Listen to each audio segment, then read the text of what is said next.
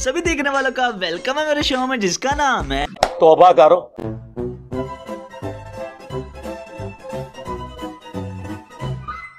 चलो भाई देखो अब मैं क्या करता हूँ। हजरत ये शरकपुर शरीफ है, हजरत ख्वाजा शेर मोहम्मद शरकपुरी हैं रहमतुल्लाहि तआला। कैसी डायन का नाम, बहुत बड़ी हस्ती हुई है।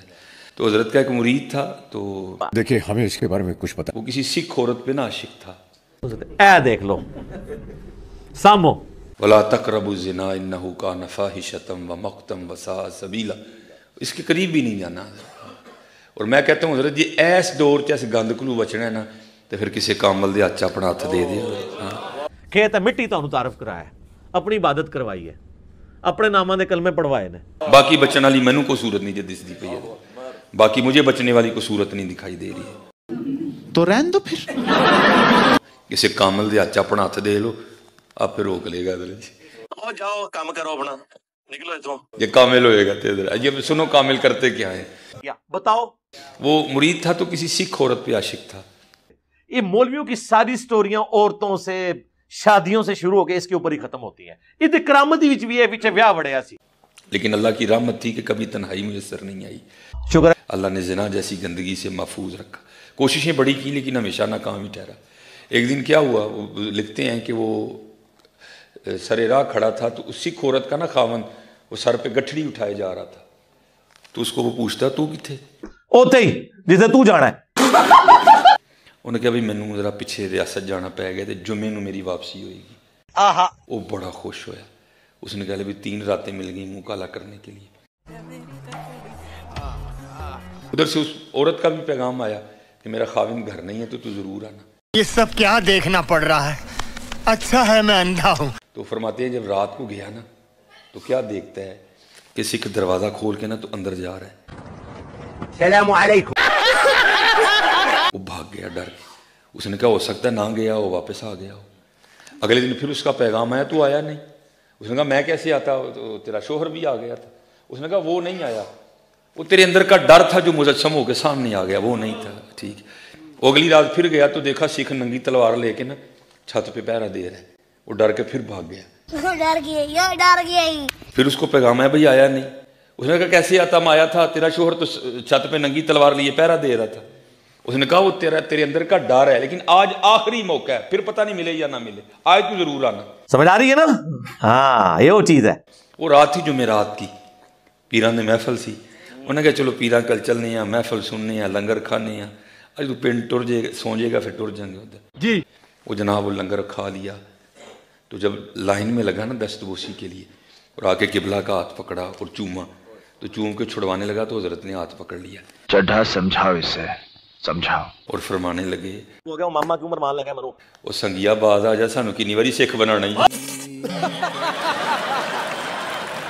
ये हजरत जी ये इस दौर में मैं कहता हूँ अगर बचना चाहते हो ना हजरत, तो फिर किसी कामिल के हाथ में अपना हाथ दे दो। औलिया उल्लाह से गलती तो होगी, लेकिन गुस्ताखे रसूल नहीं होगा। औलिया उल्लाह चिश्ती रसूलुल्लाह पढ़वाने वाला कभी जो है वो औलिया उल्लाह नहीं हो सकता। नहीं होने देगा, नहीं होने देगा, नहीं होने देगा। क्योंकि मियां मोहम्मद बख्श साहब ने फरमाया था ना, मेरा पीर मुरीदां दे सिर उत्ते रहंदा। तो आपके एक मुरीद थे नजमुद्दीन कुबरा के, उन्होंने कहा क्या कुत्ते पर भी हाल तारी हो सकता है अगर वली की तवज्जो पड़े तो? नहीं। काश मैं ये मंजर देखूं। इत्तेफाक से उनके दिल के आने वाले ख्याल को हजरत नजमुद्दीन कुबरा ने महसूस फरमाया। बुजुर्ग भी अगर ये सुने ना पहली दफा, उनकी भी हंसी छूट जाए, तो यार क्या कह रहे हो। और महसूस फरमाने के बाद आप उठे खानकाह के अंदर। जब खानकाह के दरवाजे पे तशरीफ लाए तो हुस्न इत्तेफाक, अल्लाह अपने वलियों को क्या शान देता है। इधर नजमुद्दीन कुबरा दरवाजे पर आए, उधर कुत्ता भी दरवाजे पे आया। आपने उसको गौर से देखा, नजर डाली। हाय हाय, नजमुद्दीन कुबरा ने नजर डाली। नजर का डालना था, वो कुत्ते की आंख से आंसू निकलने लगे।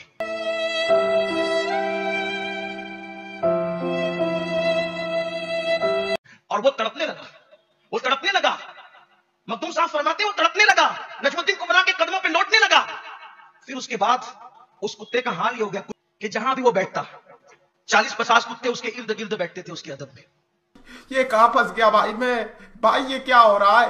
यानी वो कुत्ता ऐसा साहिब हाल हो गया था। और फिर वो ज्यादा दिन तक जिंदा नहीं रहा, फिर वो मर गया। उसको फिर लोगों ने दफन कर दिया। मखदूम साहब के एक मुरीद थे, तो कहा कि नजमुद्दीन कुबरा जैसी हस्ती ने तो कुत्ते पे तवज्जो डाली तो उसको साहिब हाल बना दिया।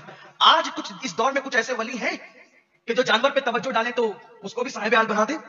और अभी तो रुको, क्लाइमैक्स अभी बाकी। तो मखदूम साहब ने फरमाया वो जोगी की बिल्ली लाओ। भाई यहाँ पे क्या हो रहा है? भाई यहाँ पे क्या हो रहा है? भाई ये कहाँ फंस गया भाई मैं? जोगी की बिल्ली आई, मखदूम साहब ने उसको बिठाया और उसके सामने तसव्वुफ के असरारो मानी बयान फरमाए, निकात बयान फरमाए।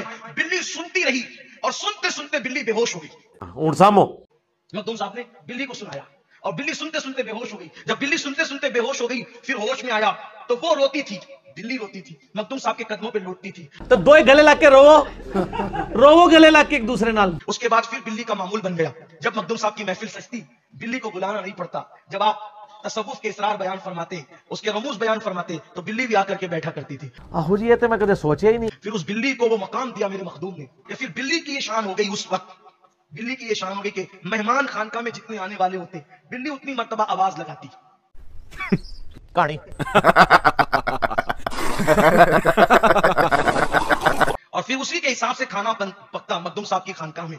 तो मखदूम साहब रहमतुल्लाह अलैह की उस बिल्ली की फिर शान ये हुई कि एक मर्तबा लंगर पक रहा था और लंगर के अंदर सांप गिर गया, जहरीला सांप को पैसा बर्बाद। बिल्ली ने बहुत चीखा, किसी ने देखा नहीं। बिल्ली ने बहुत चीख मार की लेकिन किसी ने तवज्जो नहीं की। तो फिर क्या हुआ, अब वो खाना अगर लोग खाते तो मर जाते। तो बिल्ली ने उस देग के अंदर छलांग लगा दी। जी ऐसी जिंदगी से मौत बेहतर है। और अपनी जान दे दी। लोगों ने सोचा ऐसा क्यों हुआ कि बिल्ली ने छलांग लगा करके अपनी जान दे दी। जब बिल्ली को निकाला गया, खाना तो खराब हो गया था, फेंकना था। जब देग पलटी गई, देगची पलटी गई तो उसके अंदर जहरीला सांप निकला। ये खुदा अदना है। तब लोगों को पता चला कि मखदूम साहब की बिल्ली ने इन फकीरों की जान बचाने के लिए अपनी जान को कुर्बान कर दिया।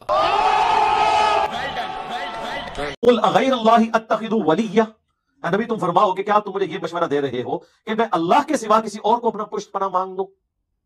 फातिर समावाति वल अर्द, वो अल्लाह जो आसमानों और जमीन का पैदा करने वाला है। वह हुवा युतइमु वला युतअम, जो सबको खिलाता है खुद कुछ नहीं खाता।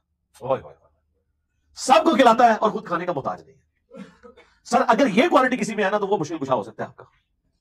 हाँ, वो तो सूरतुल माइदा में अल्लाह ने फरमाया ईसा उनकी मां खाना खाने के मोहताज थे। ऐसों को अपने नुकसान और नफे का मालिक समझते हो, अल्लाह के सिवा ऐसों की इबादत करते हो जो ना तुम्हारे नफे के मालिक ना नुकसान के मालिक। यानी ना तो उनकी इबादत हो सकती है और ना आप उनको बंदा समझते हुए उनसे मदद मांग सकते हैं, क्योंकि वो आप तो आपके नफे नुकसान के मालिक नहीं, क्योंकि वो तो खुद मोहताज है रोटी के।